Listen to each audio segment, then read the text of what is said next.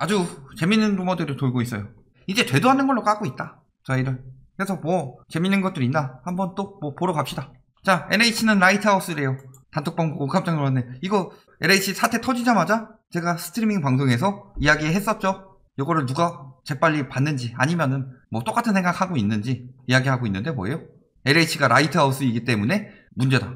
혹시나 했는데 역시나 뭐 LH 출신이다. 아니, 저런 루머에도 저 정도까지 여론이 형성되는 거는 굉장히 비논리적인, 비이성적인 판단으로 깐다 밖에 안 보이죠. 비이성적인 판단으로 뭉쳐가지고 아, 저게 맞다. 저쯤 되면 저게 광신도지. 누가 와서 여기 와서 광신도라고 그래요. 논리적으로 얘기해봐요. LH는 라이트하우스의 약자다. 그러니까 라이트하우스가 정부 산하 기관이다. 그래서 누가 누구한테 뭐라고 하는지. 뭐 4년 전부터 하락, 3년 동안 맞은 거 하나도 없고 2년 조금 넘었어요. 왜 구라를 치냐? 구라를 치는 이유는 딱 한 가지예요. 거짓을 말하는 이유는 진실을 말하면 밀리니까 거짓으로 답변할 수밖에 없다. 저희는 분명히 이야기했어요. 왜 2년 동안에 했는데 떨어진다고 했는데 왜 올랐느냐? 분명히 2019년에 떨어질 수 있었는데 무슨 일이 벌어졌어요? 미중 무역 전쟁으로 금리가 1.75에서 1.25까지 두 차례 인하했다.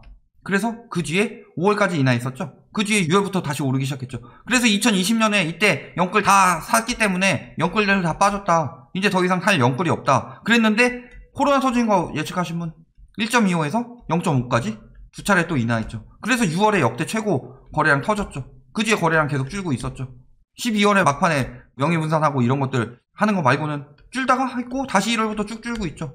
이런 금리 인하 사태 그 전까지 1.25에서 1.75까지 올렸다. 자산시장 거품 빼기 위해서. 이거 보고서 더 안 올리더라도 규제 강화되고 대출 규제 강화되고 떨어질 수밖에 없는 상황인데 이 두 번의 사건에 의해서 튄 거지. 이걸 논리적으로 설명하고 있잖아요. 근데 뭐 3년이든 4년이든 이런 이야기를 왜 하냐. 3년 전에 얘기 나오지도 않았어요. 2019년에 처음에 했는데 언제부터 내가 2017년, 2018년에 이야기를 했냐고. 그러니까 거짓을 말하는 인간들은 뭐예요? 거짓말을 하지 않으면 말이 안 되니까. 진실을 말하면은 본인이 틀렸다는 게 다 드러나기 때문에 거짓을 말하는 거죠. 정부에서 BJ 고용해서 운영하는 채널로 알고 있습니다. 번아웃 수학 강사고요. 아, 저 수학 강사였던 적이 있어요. 어떻게 뒷정보를 다 캐놨는지 모르겠지만 정부에서 BJ를 했느냐. 아니, 상식적으로 그럼 부동산 강사를 갖다 쓰지 수학 강사를 갖다 쓰겠어요? 정부에서 고용했다. 이 말 책임질 수 있어요? 허위사실 유포 이런 걸로 고소해도 돼요? 책임질 수 없는 말은 이야기하지 말아라. 정부에서 얼굴 마담으로 내밀려면은 이렇게 생긴 놈을 얼굴 마담으로 내놓겠냐. 얼굴도 안 알려줘. 이름도 안 알려줘. 생긴 것도 사기꾼같이 생겼어. 그런 사람 쓰겠어요? 비주얼적으로 괜찮지도 않은데. 그렇다고 해서 뭐 성우처럼 아나운서처럼 발음이 좋냐. 왜 이런 사람을 갖다 써요, 정부에서? 제정신이에요? 왜 뭐 그렇게 까더니 이렇게 생긴 사람을 쓰겠냐고, 상식적으로. 자, 그 다음에 언제 집 사라고 할까요? 2년 좀 넘었어요. 3년 뭐 꾸준히 얘기하는데 언제 사라고 그랬어요? 지금 2월에 올렸어요. 그 전부터 계속 뭐라고 그랬어요? 최소 3, 4년 있다 사라. 기다렸다 사라. 그리고 얼마 전에 영상 올렸죠. 최소 4년 이상 기다려라. 이야기하고 있죠? 근데 왜 니들이 그걸 안 봐놓고서 자꾸 봤다 그러냐. 5년 이야기했고 5년 동안 유튜브로 100억 벌고 빠진대요. 몇 달 후의 상승을 예상을 못해요. 몇 달 후에 상승하더라도 위험하다고 경고하는 건데 방송을 좀 보고 얘기해라, 인간아. 상대할 가치도 없죠? 아니, 몇 달 더 오르면 뭐예요? 몇 달 더 오르는데 이때쯤에 황금성 떨어져서 팔리지도 않고 쭉 떨어지는 거 당한다. 몇 번이나 이야기했는데 지금 상승하고 있는 지역도 라이트하우스가 찍어주면 라방꿀이래요. 왜 그래요? 저 상승세가 심상치 않고 비정상적인 상승이기 때문에 실수요들 들어가지 마라. 그 오른 만큼 충분히 그 이상 떨어진다. 그 이야기하고 장기적으로, 왜냐면 실수요들이 들어가가지고 1년 동안 와 가격 오른다, 세금도 오른다 좋다 하다가 가격 뚝 떨어지고 재산 다 날려먹을 일 있냐, 이 얘기하고 있는 건데. 그러니까 말귀를 못 알아듣는 건지 못 알아들은 척을 하는 건지 그런 상황인 거죠. 자, 순기능. 떨어진다고 하면 하락 못하게 열심히 가서 막는다. 어떻게 막아요? 대출 규제를 어떻게 막죠? 금리 인상을 어떻게 막죠? 공급 부족은 아니라고 이야기했는데. 세금은요? 세금 올라가는 거 어떻게 막죠? 별 논리가 다 있죠. 인성에 치를 겁니다. 누가 제 인성 이야기하고 있어요. 인성에 문제 있다, 뭐 폭탄 맞았다, 폭락한다, 목소리 한다. 수많은 사람들에게 눈살 찌푸리는 타이틀. 수많은 사람들의 눈살 찌푸리는 타이틀은 니들이 하고 있죠. 영끌한테 제가 저주를 퍼부었나요? 영끌 하지 말라고 그랬는데 안타깝다는 이야기도 굉장히 많이 했죠. 그리고 영끌이 위험하다, 저주를 퍼부는 거예요. 저주는 누가 나한테 인성 논란 하기 전에 본인의 글부터 둘러봐라. 똑같은 거 둘러봤거든요. 뭐라 그래요? 집을 사는 사람은 삶의 악착이 심한 사람이고 가만히 있는 사람들이랑은 수준이 다르다. 자, 집 안 사는 사람들은 수준이 낮다 라고 말하는 인성하고, 영끌도 위험하다. 다주택자 갭투기한 인간들은 망해라. 눈살 찌푸려지는 거는 투기꾼이니까 그렇죠. 보니까 맨날 성남하고 저기 김포만 엄청나게 올려대더만. 보니까 뜬다고 계속. 다주택이니까 저러고 있는 거잖아요. 자기한테 저주라고? 눈살 찌푸려진다고? 인성 운운하고 있어요. 이런 인성을 가지신 분이. 이것만 그런가요? 다른 인성 못 가요? 사람이 멍청해진대요. 바이든 찍으면은 트럼프가 싫어서 바이든 찍었기 때문에 멍청하다. 트럼프를 찍는 사람들은 똑똑한 사람들이고 바이든을 찍는 사람들은 멍청한 사람들이다. 트럼프가 싫어서 그 세부 항목을 안 만들어놨기 때문이죠. 트럼프가 싫은 이유도 있잖아요.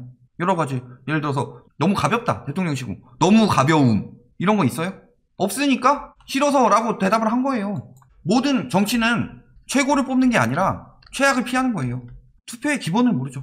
트럼프가 최악이다 라고 느끼기 때문에 피해서 바이든을 지지한 건데 이걸 가지고 멍청해지고 있다.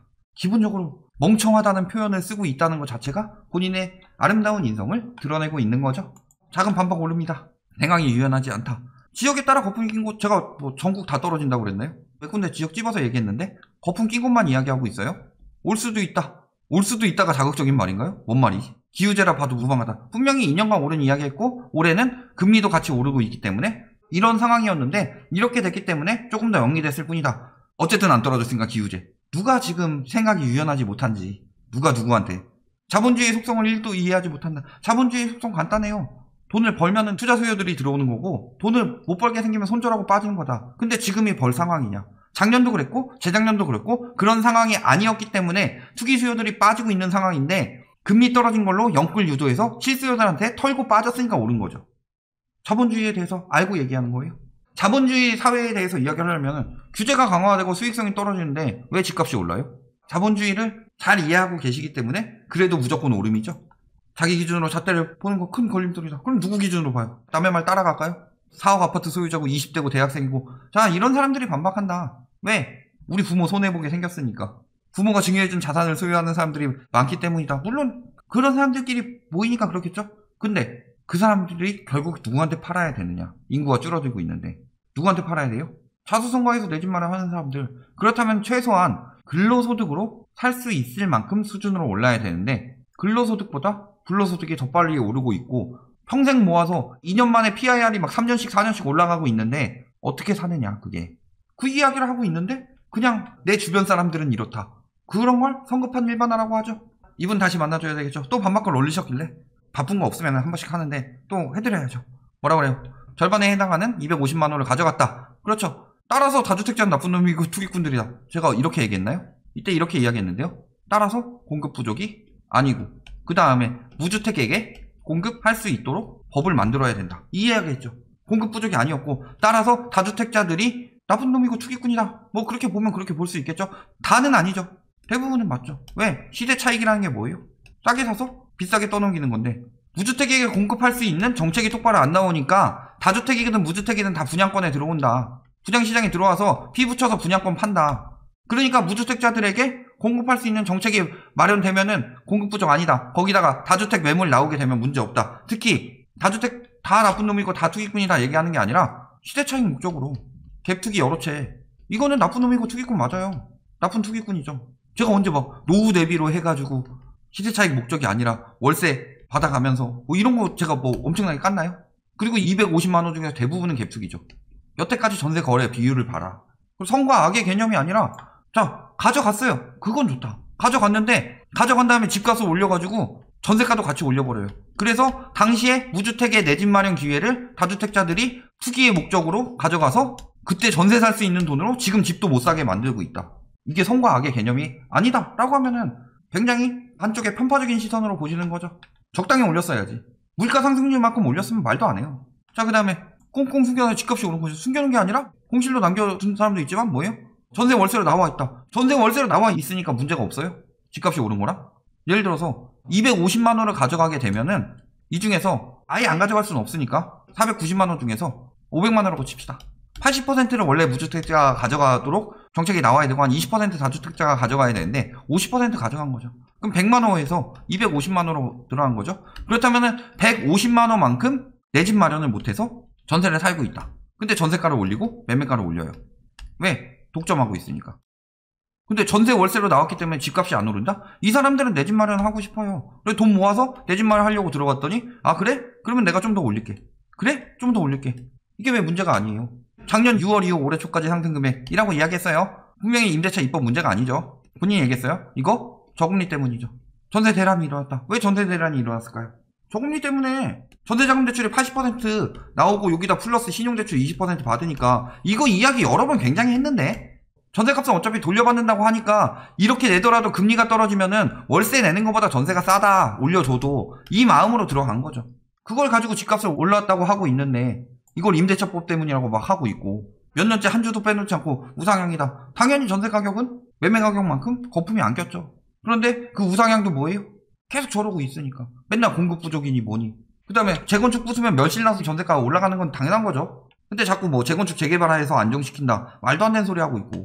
자, 그 다음에 임대인들이 담합을 해서 그렇다. 임차 수요에 비해 임대 수요가 풍부하면 담합이 가능합니까? 가능한 거 보였죠 이번에. 전세 매물은 계속 늘어나는데 담합해서 전세가도 계속 올렸다. 담합이 어떻게 가능해요? 뭘로? 언론이 담합시키고 있었죠. 언론이 어떻게 담합시켰어요? 4년치 미리 받는다. 임차 걸러 받는다. 지금 무조건 올려야 될 때다. 언론이 담합 여론을 만들어서 담합을 시킨 거죠. 그러면 누가 싸게 내나요? 옆에서 다 비싸게 내놓는데. 지금 계속 공실 매물 늘어나고 있어요. 왜 대란이 안 나냐? 재계약하니까 옆에서 다 올려놓으니까. 자, 재건축 풀어주면 재건축 가격이 오르기 때문에 강화해서 재건축 잡아야 한다. 재건축 가격이 잡혔나요? 잡혔죠. 전혀 안 잡히긴 뭐로 전혀 안 잡혀요. 이렇게 오르다 이렇게 됐는데. 자, 이렇게 오르다 이렇게 된 것도 올랐으니까 안 잡힌 거예요. 이렇게 오르다 이렇게 올라도. 그리고 슬슬 떨어지고 있죠.